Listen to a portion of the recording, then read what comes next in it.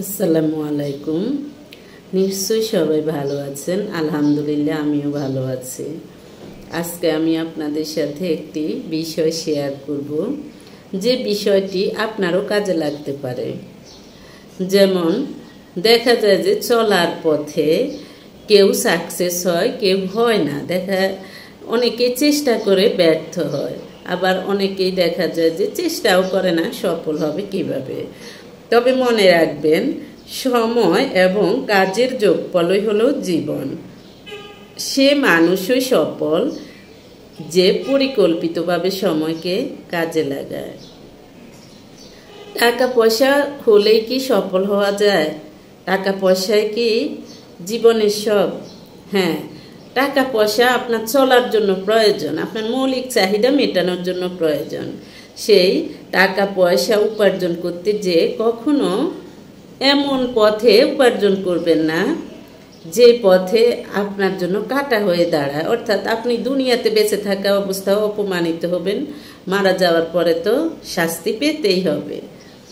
আপনার কবরের শাস্তিও আপনাকে পেতে হবে, পরকালের শাস্তিও আপনাকে পেতে হবে। দুনিয়াতেও শাস্তি ভোগ করতে হলে আপনার শাস্তি আপনি পাবেন।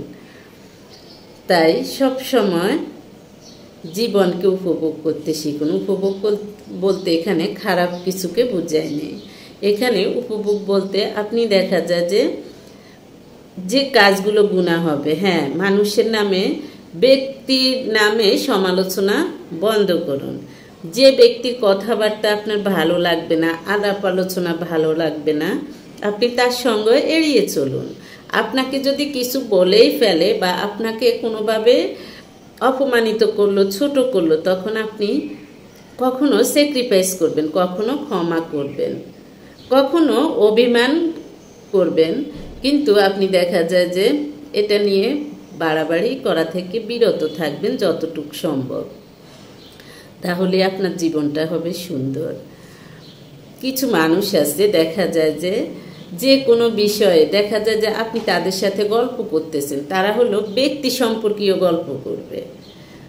ব্যক্তি সম্পর্কীয় গল্প যারা করবে, আপনি মনে করবেন যে তাদের কোয়ালিটিটা হলো তত বেশি নিচু।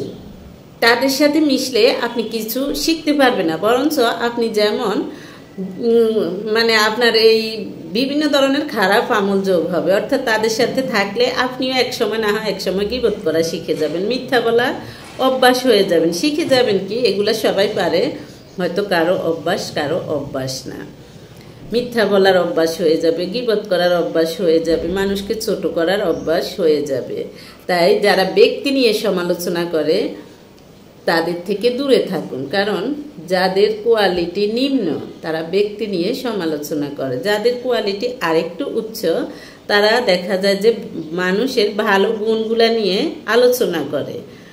আবার দেখা যায় যে যারা আরও বেশি উন্নত তারা বিভিন্ন ধরনের উন্নয়নমূলক কাজে, প্রোডাক্টিভিটিমূলক কথাবার্তা বা উন্নয়নমূলক কথাবার্তা নিয়ে তারা আলোচনা করে।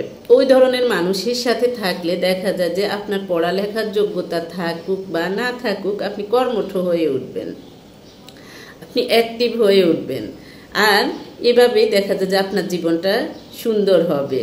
আপনি অনেক ভালো মানুষ হবেন, আপনি ভালো থাকতে শিখবেন, ভালো রাখতে শিখবেন। আল্লাহ হাফেজ।